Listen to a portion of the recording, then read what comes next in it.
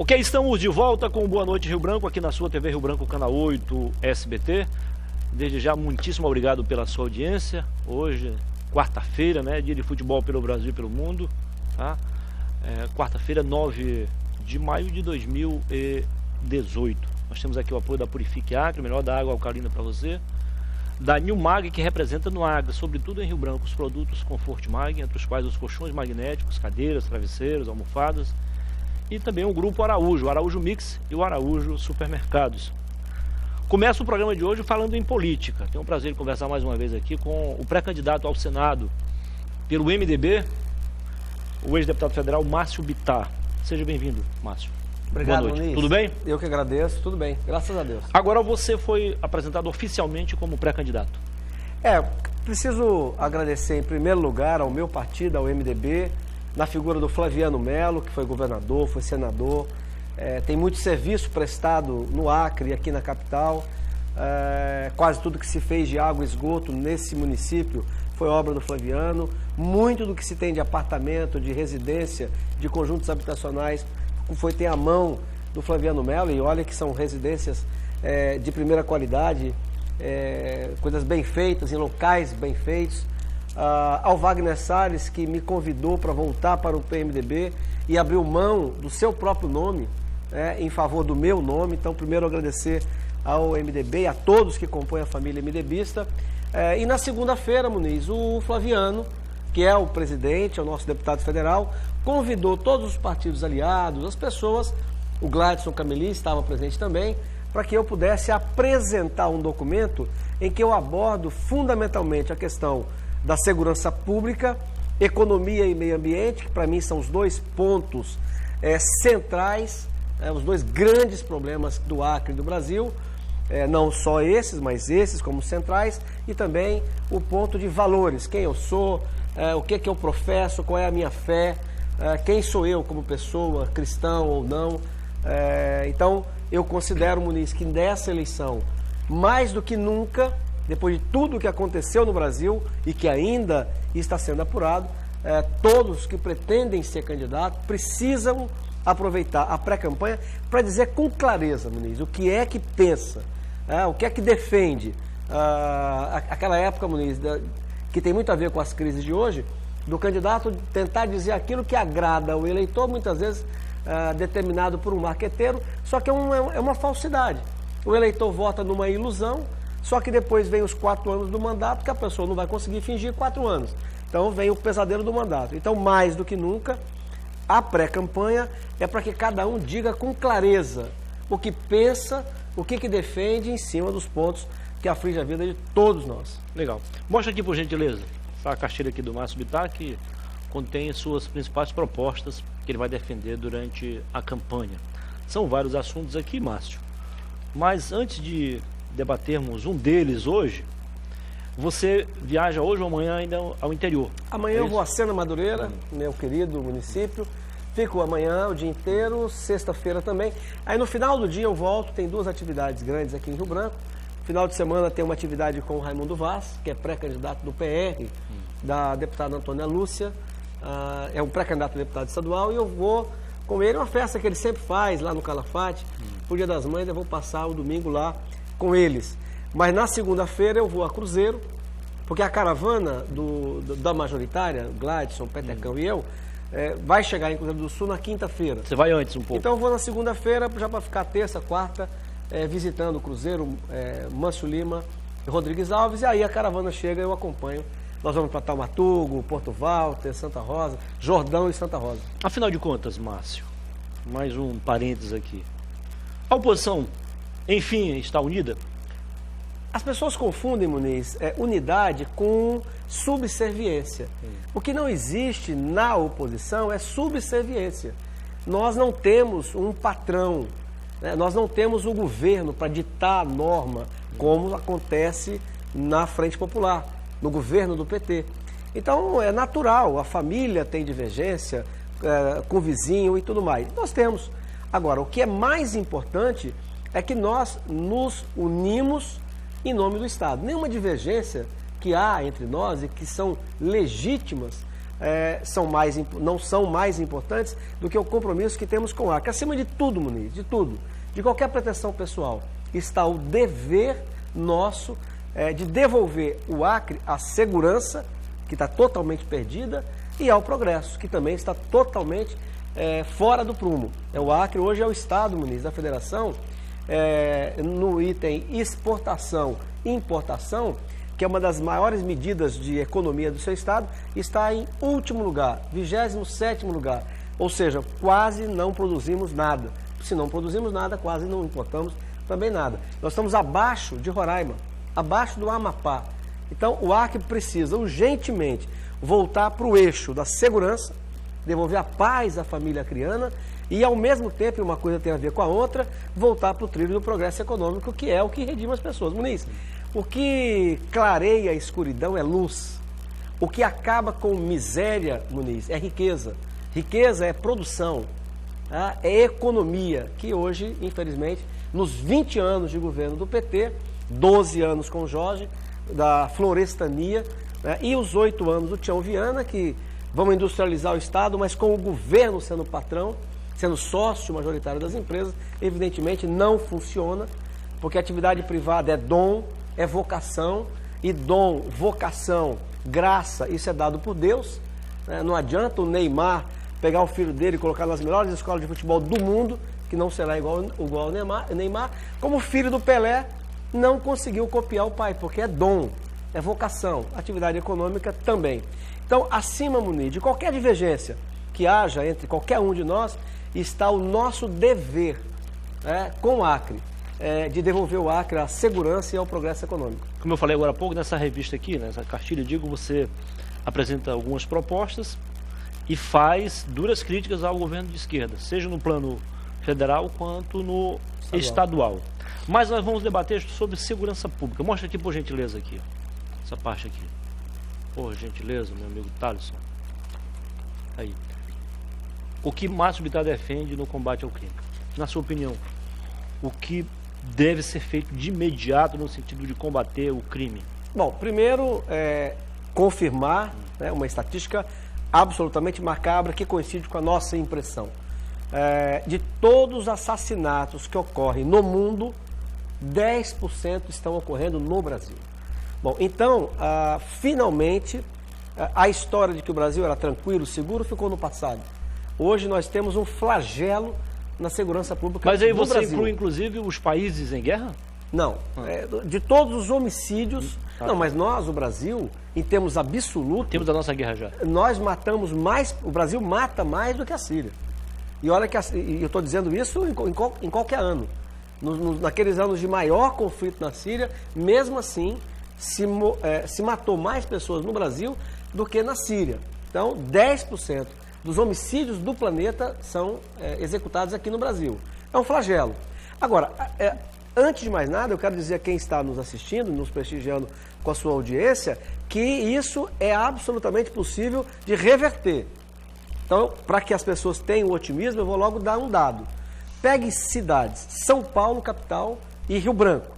Há 30 anos, São Paulo era um caos, tinha mais de 30 homicídios por 100 mil habitantes, e o Acre era uma segurança total. Há 30 anos, qualquer um de nós andávamos em Rio Branco, Sena Madureira, Cruzeiro do Sul, sem nenhuma preocupação. Pois bem, nesses 30 anos, houve uma inversão. Hoje, São Paulo, capital, tem menos de 10 homicídios por 100 mil habitantes, e Rio Branco se tornou a segunda capital mais violenta do país. O Acre, como um todo, o ano passado, chegou a 41 homicídios por 100 mil habitantes, que é 4 vezes mais o limite aceitável. Então, se São Paulo, que é Brasil, que está nas mesmas leis, fez a curva inversa, é porque Rio Branco e o Acre também têm solução. Bom, Muniz, eu entendo que na segurança pública tem 3 frentes a serem enfrentadas. Uma delas é a frouxidão das leis. Enquanto a polícia continuar prendendo na sexta e a justiça continuar soltando na semana que vem, na segunda-feira, isso desmoraliza totalmente o sistema. Então eu, Márcio Bittar, pré-candidato ao Senado pelo MDB, na aliança com o nosso pré-candidato Gladson Cameli e o Sérgio Petecão, entendo que as leis brasileiras são frouxas. elas precisam ser endurecidas. Então, eu, por exemplo, defendo a pena de prisão perpétua, simplesmente porque eu acho que tem casos que são absolutamente irrecuperáveis. Eu defendo que o cidadão de bem, que não tem uma ficha criminal, tenha o direito de portar a sua arma. É um direito à vida, de defesa da sua vida, dado por Deus. Quem não quer a arma não compra, não é obrigado.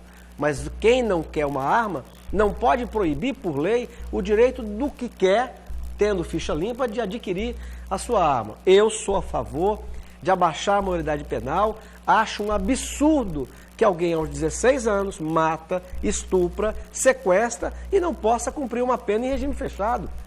Se ele achou-se no direito de matar, de estuprar, de sequestrar, ele tem o direito de cumprir a sua pena. Acho que as penas têm que ser alongadas para crime bárbaro.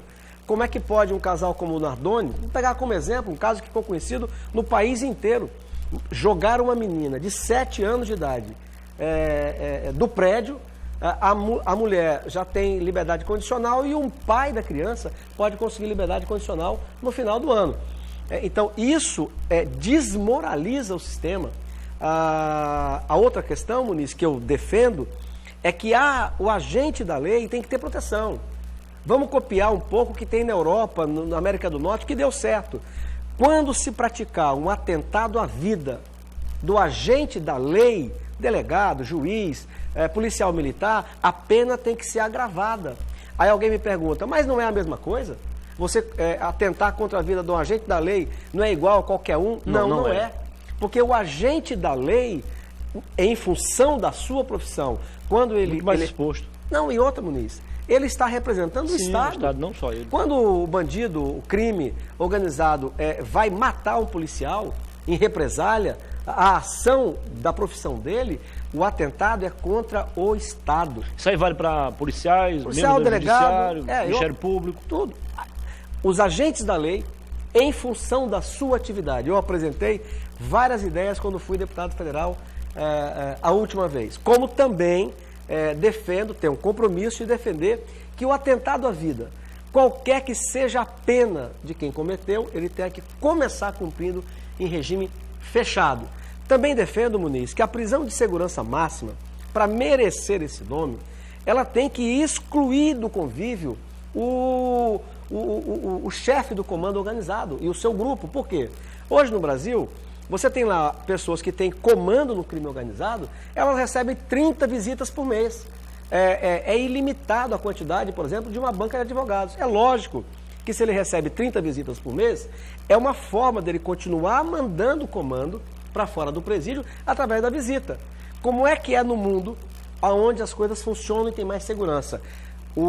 Esse preso de alta periculosidade que comanda crime organizado, ele recebe raríssima visita. E quando recebe, ela é monitorada, ela é filmada e gravada. No Brasil não pode, porque a turma da esquerda acha que está ferindo o direito dele. Quem feriu o direito foi ele, quando fez a sociedade de refém. Então, este cidadão, ele tem que ser excluído no presídio de segurança máxima e o contato dele com a sociedade tem que ser raríssimo e os poucos contatos têm que ser filmados e documentados. Assim como defendo, Muniz, ainda na área da segurança, que o preso tenha o direito e a obrigação de trabalhar. Então, isso vai no primeiro ponto. Quer dizer, são as leis frouxas que o Brasil tem e que geram um sentimento de impunidade. O outro ponto, Muniz, é a questão da priorização. Nem o governo federal e muito menos o governo do Estado tem, ao longo dos últimos anos, priorizado a segurança pública. Vou te dar um dado. Elucidação de homicídio. O Brasil, 92% não é elucidado. Ora, isso não se resolve com política social, como quer acreditar a esquerda. Isso se resolve dotando as polícias investigativas dos mesmos mecanismos que outras polícias da América Latina já têm, que é para fazer uma inversão dessa curva. É para descobrir 90%. Tem países que descobrem até 96%. Aqui no caso do Acre, agora estão fechando delegacia na parte da tarde, mas continuam nomeando parentes de políticos para fazer a base de apoio do governo. Eu propus ao meu pré-candidato a governador e ele assumiu esse compromisso. Mas essa ação aí tem uma explicação lógica e logo, logo todo mundo saberá. Tem um pano de fundo. Eu prefiro não me meter, não sou agente político. Não, mas vocês saberão. Márcio, o problema é que as autoridades brasileiras, nos últimos anos, se preocupam muito mais em defender a liberação de recursos para melhorar a qualidade de vida dos presos do que de quem está fora. Concordo. É o avesso do avesso. Fazer o quê? Mas então, Muniz, o meu pré-candidato a governo, ele assumiu uma bandeira que ele estava comigo na campanha passada, quando eu fui candidato ao governo, ele foi candidato ao Senado e ganhou. O Acre precisa fazer uma reforma administrativa. E com qual finalidade? Diminuir o tamanho do governo, Muniz. O governo gasta demais consigo mesmo. E aí a segurança pública, muitas vezes, não tem, como agora, a delegacia está fechando meio expediente, como se o bandido fosse parar. O problema, Márcio, é que isso é bandeira de todos os governos. Quando eles chegam, eles apertam, depois vão afrouxando. No final está tudo, mas está afogado demais já. Não, então, mas você tem uma prática. À esquerda... Todo governo começa reduzindo o número de secretarias, depois ele vai aumentando. Não, Muniz, à esquerda não. Se você pegar o Jorge Viana, do primeiro mandato, segundo mandato, Binho, etc., eles só foram aumentando. Foram aumentando, chegou hoje a 65 órgãos. Voltando... Então, se gasta mais o governo do PT com a mídia do que com a polícia militar. Então, o Gladson tem um compromisso de fazer uma reforma. O Muniz, o Acre tem mais Secretaria de Estado do que São Paulo. Pelo amor de Deus. O Acre gasta 120 milhões por ano com cargo político. A maior parte para não fazer nada. Isso, eu não sou, Muniz, cego. Eu sei que não dá para zerar, mas que diminua isso pela metade, como eu proponho. O certo é que há que haver no Acre, no nosso pré-candidato ao governo tem esse compromisso, de inverter prioridades. Entendi. A prioridade não é gastar com propaganda, com estrutura de governo, é gastar com a polícia civil e militar. E, finalmente, o outro ponto, Muniz, não menos importante, que a gente não pode fechar os olhos para isso, é que o equívoco dos 20 anos de PT na economia, começando com Jorge Viana, na tal florestania, que foi um dos maiores engodos já inventados pelo PT, de você gerar riqueza sem mexer no meio ambiente, essa era a ideia. Isso é anticristo, é anticristão, né? Porque Deus nos deu o meio ambiente para que dele possamos sobreviver. E depois com esses 8 anos de uma industrialização onde o governo é o sócio, é o patrão, e que também não funciona. Qual foi o resultado disso, Muniz? Gerou-se o maior exército de desempregados da história do Acre. O PT produziu o maior exército de desempregados do Acre de toda a sua história. Então é evidente que esses mais de 25% de jovens que estão sem ocupação, parte deles acaba sendo aliciada pelo crime organizado. Então, devolver atividade econômica para o Acre, produzir, plantar, Muniz. Ou o Acre vai plantar soja, milho, arroz, feijão, tirar o petróleo que tem no Juruá, gás, ou não tem riqueza. Tá. Só uma notinha aqui antes de fazermos a próxima pergunta, e a última, é que ao mesmo tempo que o Brasil é conhecido lá fora agora, no estrangeiro, no mercado internacional como o país da violência, é também um país que detém os melhores especialistas no assunto. É um contraste. O cara estuda, se prepara, se capacita e nada acontece. Então, quando o assunto é violência, Márcio, os especialistas no assunto, eles dividem-se em duas correntes. Uma afirma que é causada, é motivada pela miséria social. Outra afirma que não, que é a certeza da impunidade. E aí vai ao encontro de você quando você fala na frouxidão das leis. Sim. Eu vou fazer a pergunta por dever de ofício, mas eu já sei de qual lado você está, né? Você defende que, de fato, é a certeza da impunidade que aumenta. Então, Muniz, nós acabamos de falar que tem 3 frentes de trabalho, e eu não escondo que você tem um exército de jovens desempregados, contribui para alimentar as quadrilhas organizadas. No entanto, esse pensamento absolutamente reducionista e equivocado da esquerda, que praticamente reduz a criminalidade a uma questão de falta de oportunidade, primeiro é um preconceito e não corresponde à verdade. As pessoas que estão nos assistindo, Muniz, quantos estão desempregados? E nem por isso viraram estupradores, nem por isso viraram assassinos, sequestradores. Quer dizer, a imensa maioria da população acreana que hoje, infelizmente, amarga o desemprego, está sobrevivendo de bico com a esposa, o marido, mas não está matando. Não está estuprando. Mas tem aquela questão da desagregação familiar, que aí deriva para outros assuntos. A questão religiosa, Muniz, na minha opinião, de cristão, princípios éticos, é morais, mais importante do que a questão do desemprego. E outro dado, Muniz, que destrói essa invenção, esse mito da esquerda, é que países mais pobres do que o Brasil, como a Bolívia, não são mais violentos. Muito mais seguros do que nós. O Paraguai, que até um tempo atrás ele servia de piada para nós, hoje não tem 5 homicídios no Paraguai a cada 100 mil habitantes. Quer mudar de continente? Vamos para a Índia. A Índia também é muito mais pobre do que o Brasil e é muito mais segura. Sabe qual é outro mito que a esquerda vendeu ao longo de 40 anos? Gasta mais com educação que você evita o banditismo. Isso é uma invenção. Quer dizer que a pessoa, porque tem um diploma, ela está isenta de cometer assassinato? Não está. Vamos dar um exemplo? O maior roubo da história do Brasil e do mundo democrático, né? Porque o mundo comunista é fechado, ninguém sabe o que acontece lá dentro, como Cuba, por exemplo, ninguém tem informação. A China, desculpa, né? Também não tem quase informação. A Rússia, a mesma coisa. Então, do mundo democrático, do mundo livre, o maior escândalo de corrupção que mata pessoas, porque tira remédio, tira hospital, etc., aconteceu no Brasil.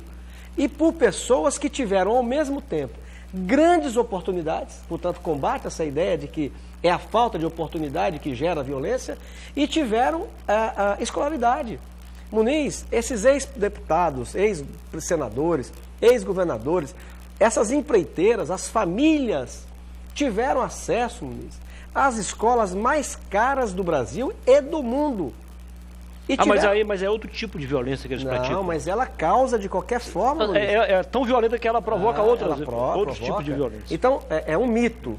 Né? Não, e até porque, Muniz, a China, por exemplo, ela gasta, o Brasil gasta mais per capita com educação do que a China.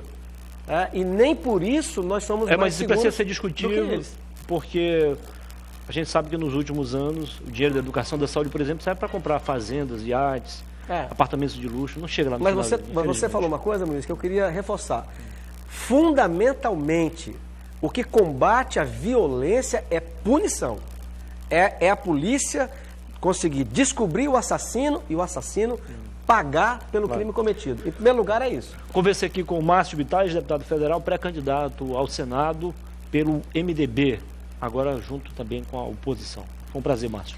Muniz, sucesso para você. O prazer é meu, muito obrigado, parabéns para você. Nós já nos conhecemos há mais de 30 anos, você mantém uma linha. Muito obrigado mais uma vez à TV Rio Branco.